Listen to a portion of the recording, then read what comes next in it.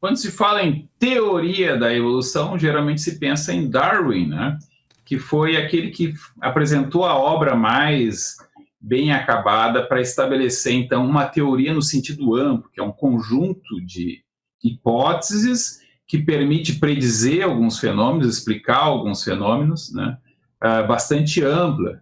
Se a gente pensar no livro de Darwin, que é A Origem das Espécies, a teoria da evolução pretende explicar como nós temos essa diversidade de espécies. Por que a gente tem cachorro, chimpanzé, ser humano, baleia, lagartixa, jacaré, galinha, bactérias, fungos, plantas com flor, plantas sem flor, né? Como é que a gente chegou a essa diversidade? Teorias anteriores à teoria da evolução do Darwin, tem a teoria da evolução do Lamarck, né, que ela era já uma teoria da evolução, só que a hipótese dela estava errada, né? A hipótese de que, por exemplo, um bicho lá tentando esticar o pescoço, ia crescer o pescoço e isso seria de alguma maneira misteriosa passado para os descendentes. Aqui o passar de maneira misteriosa não tem assim nada de que seja superior Lamarck a Darwin, porque para Darwin também era um mistério como é que passava. O Darwin não tinha a teoria da genética, né? Isso é com o Mendel. Ele tinha alguma noção, mas ainda não estava organizado como vai estar organizado a partir do Mendel, né?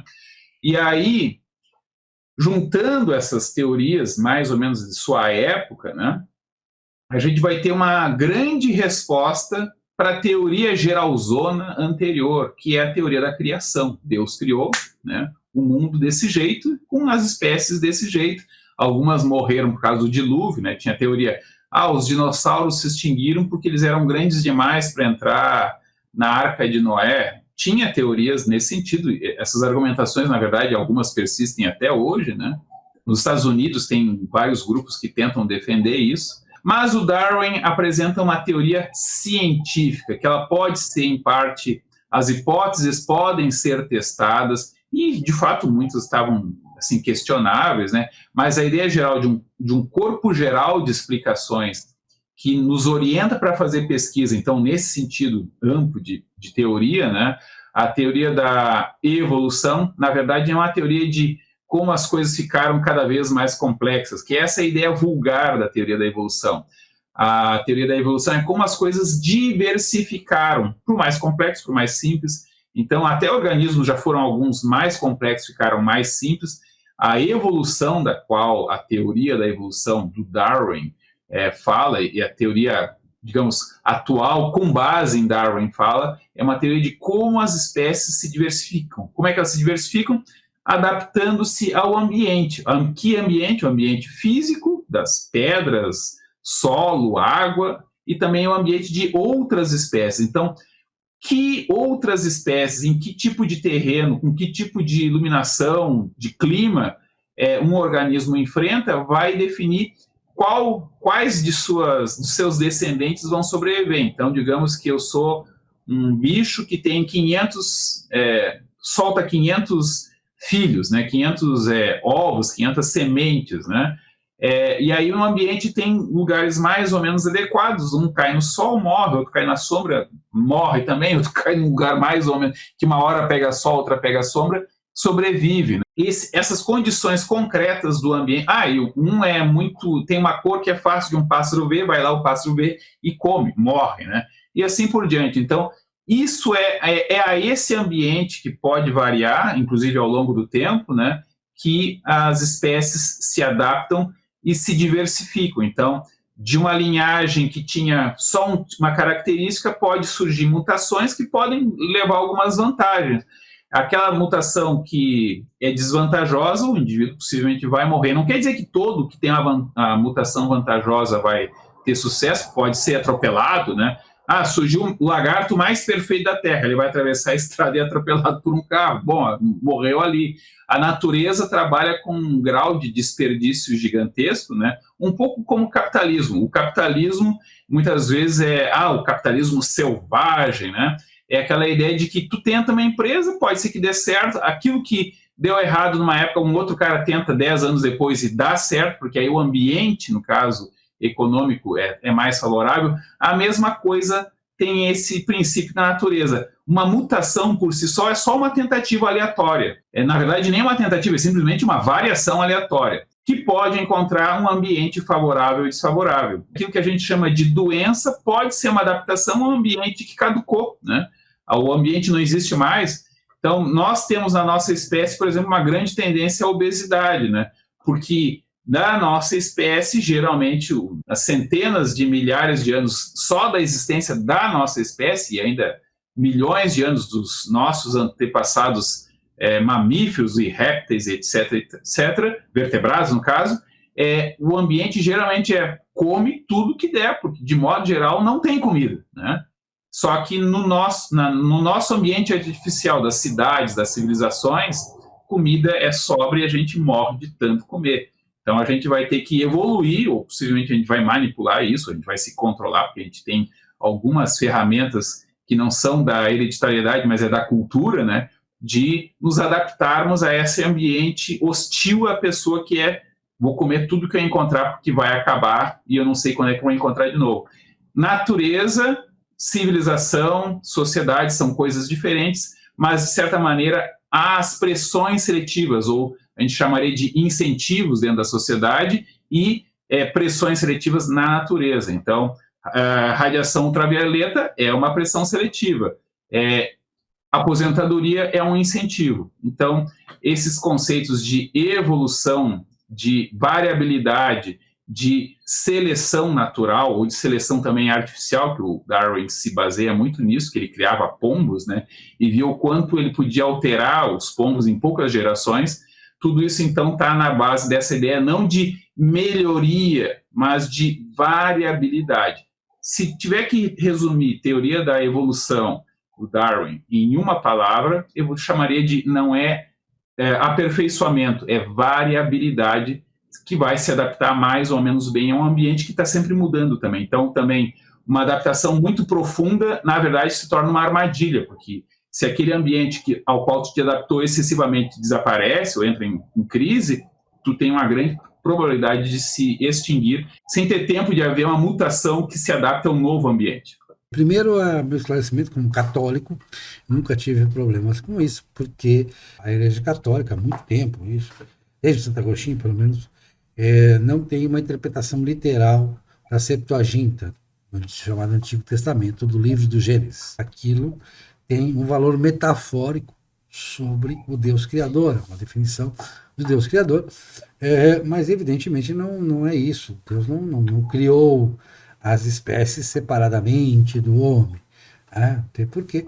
E São João Paulo II, para evitar qualquer interpretação outra, qualquer dúvida quanto à interpretação, no seu pontificado, deixou claro, que ele escreveu, inclusive isso, oficial, que a seleção natural, a evolução, mesmo a seleção artificial, a Igreja reconhece sua validade científica, e como a Igreja não costuma, historicamente, citam Galileu e tal, são exceções na história da Igreja. A Igreja, criadora das universidades, ela tem sido alguém que busca a ciência, como o próprio São João Paulo II, escreveu um outro texto que eu gosto muito de citar, né? Que o homem que tem fé é o homem que busca a ciência, porque para buscar o conhecimento é preciso ter fé de que a gente pode chegar ao conhecimento. Então, primeiro essa questão da posição da Igreja. Eu respeito, evidentemente, a quem tem uma posição chamada do criacionismo, de que Deus teria sido, numa interpretação literal do Gênesis, Deus teria sido criado separadamente das demais criaturas, mas não me parece que faz sentido. Eu prefiro chamar de evolução do que de teoria da evolução, porque teoria da evolução sempre dá margem mas é só uma teoria. Não é só uma teoria. Está longe de ser uma teoria, na verdade. Porque é uma constatação, é muito fácil fazê-la, basta você recorrer. Eu tenho uma velha experimento das moscas. Se você pegar, moscas se reproduzem muito rapidamente, né? Então, o ciclo de vida da mosca é muito curto. Se você pegar as moscas mais agressivas dentro do grupo e permitir que só elas reproduzam, no espaço de 10, 15, 20 gerações de moscas, as moscas apresentarão, na média, um comportamento muito mais agressivo do que as primeiras. O que isso significa para a vida humana, para a trajetória humana e principalmente para a história e para a antropologia, que são meus objetos de estudo? Significa que o que vai determinar que uma mulher escolha um homem para reproduzir, ou vice-versa?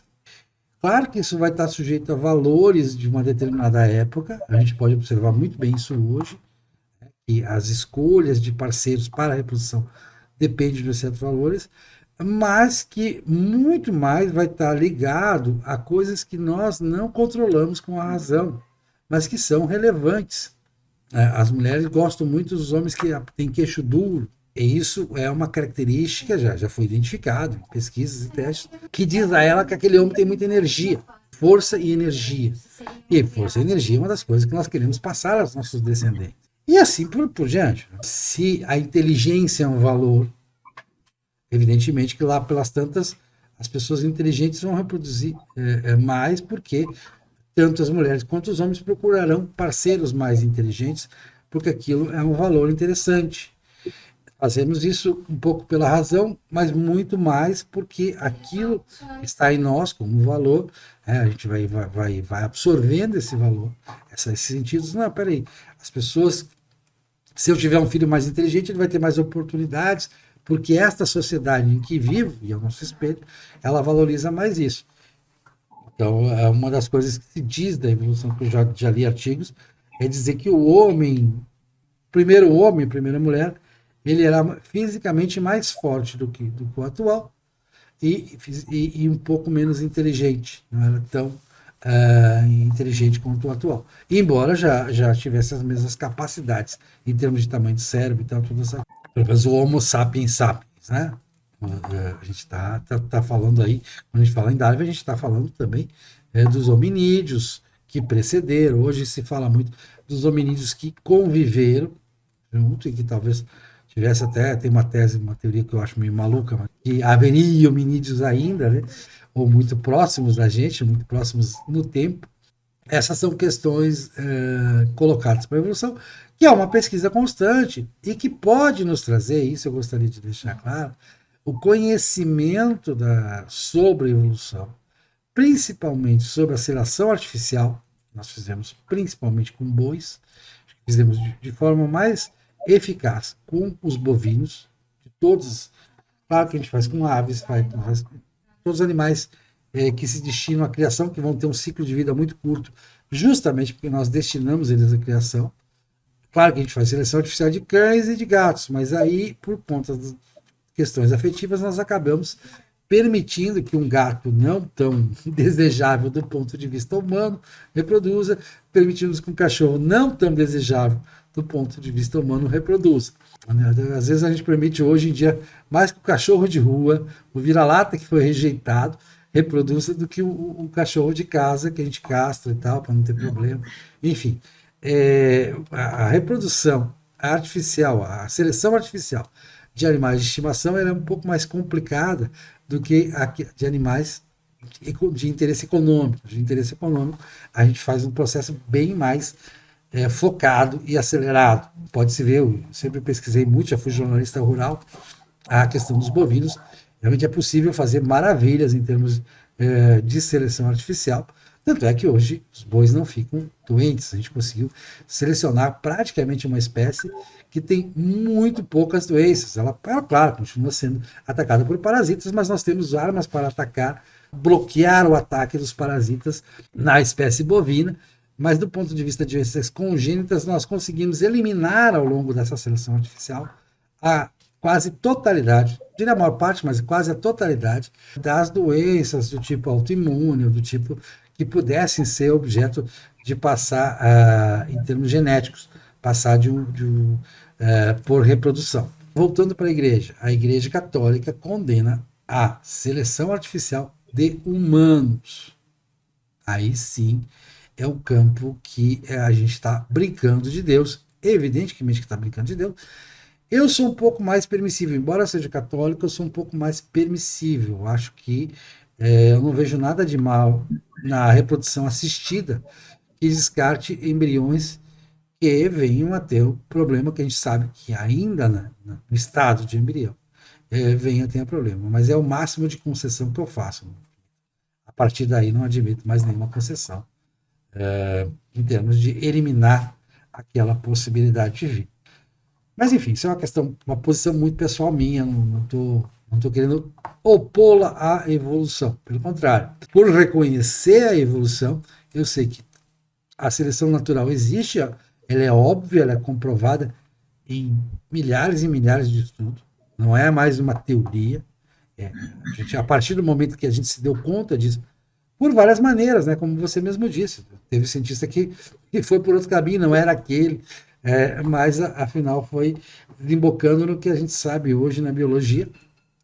Então é um fato, eu não chamo mais de teoria, porque a evolução natural é um fato. A evolução artificial é mais facilmente observável ainda, e é um fato notável. Agora, eu acho que, concordo com a igreja, que de um modo geral, nós não devemos artificializar, porque a gente já falou sobre eugenia aqui.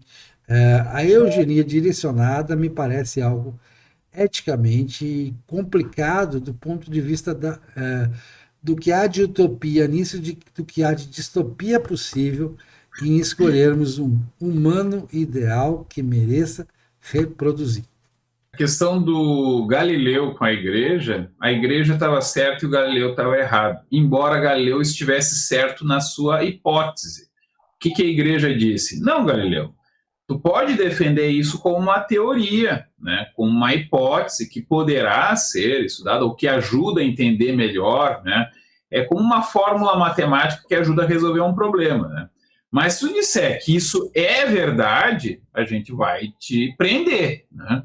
E ele insistiu, né? Ele pediu desculpas e tudo mais, ele foi condenado então à prisão domiciliar e ele morreu nessa prisão domiciliar, né? E não era uma casinha, era um lugar que ele podia ler e tal, mas ele não podia ter acesso, por exemplo, à filha dele, né? Então isso foi um castigo bastante duro para ele. Ele se mostrou certo nas hipóteses dele, mas ele não tinha naquele momento, né, que na piada de atualmente, ele não tinha os estudos prospectivos randomizados com duplo cego. No caso, os telescópios da época não permitiam verificar aquilo que ele estava afirmando com um grau de certeza que seria importante para se poder reconhecer. Não é uma hipótese, ela está provada, né? Muitas vezes na ciência, tu levanta uma hipótese, ou uma teoria que tem várias hipóteses, e elas vão se confirmando aos poucos, né? O Einstein vai ter algumas das suas hipóteses comprovadas em vida, né? Mas isso às vezes demora mais tempo. Em relação a Darwin, de certa maneira, ele faz uma teoria muito robusta, com várias hipóteses que ele, de certa maneira, coletou ao longo de, sei lá, 20 ou mais de 20 anos. Ele coletou elementos fósseis que realmente mostravam que aquilo que ele estava falando era uma explicação muito forte, era muito mais do que uma mera hipótese. Quando o pessoal diz é só uma teoria, eles estão usando teoria no sentido de uma hipótese que pode ou não ser confirmada. Não, a teoria da relatividade, a teoria da evolução, essas teorias, nesse sentido, são coisas muito mais amplas e muito mais comprovadas. O que a gente pode é desenvolver uma teoria melhor. E, em grande medida, a teoria do Darwin está superada, né, porque ela não tinha, por exemplo, uma teoria da questão genética. Então, o que a gente tem, o que a gente chama de teoria da evolução? Não é a teoria da evolução do Darwin, é a teoria da evolução do Darwin, com as descobertas da genética, com as descobertas da biologia molecular, que aí tu não fala mais das leis da genética do Mendel, né? Mas vai mostrar que o código genético, tu pode mostrar, tu pode até manipular essa teoria da variabilidade das espécies, ela é mais do que uma mera hipótese, ela é uma teoria que explica de maneira robusta o fenômeno da variação. A gente não vê mais um bicho sair do mar e se transformar num bicho voador na Terra, não. Mas o que a gente vê? Bactérias se transformarem e se tornarem resistentes a antibióticos. Os próprios vírus variar e ter a cada ano tem uma variação diferente de gripe que a vacina anterior já não pega mais. São elementos explicados por essa teoria. Uma maneira melhor de chamar do que teoria é esse modelo de explicação, né? É um modelo amplo de explicação que ajuda, então, a inclusive levantar as hipóteses. A gente não consegue formular as hipóteses do nada. Então, as teorias, como a teoria da evolução, elas ajudam a orientar a pesquisa, a montar o experimento, né, ou a observação retrospectiva. Tudo isso faz parte da ideia de teoria nesse sentido amplo, e no caso da teoria da evolução, nós não temos nada melhor. Pode ser que surja uma teoria mais abrangente, com outros elementos que nós não temos atualmente, mas assim como a genética ou até a biologia molecular sejam incorporados a esse grande modelo que a gente vai mantendo o mesmo nome, mas ele vai se alterando ao longo do tempo, né? A teoria que nós temos hoje não é exatamente a teoria do Darwin.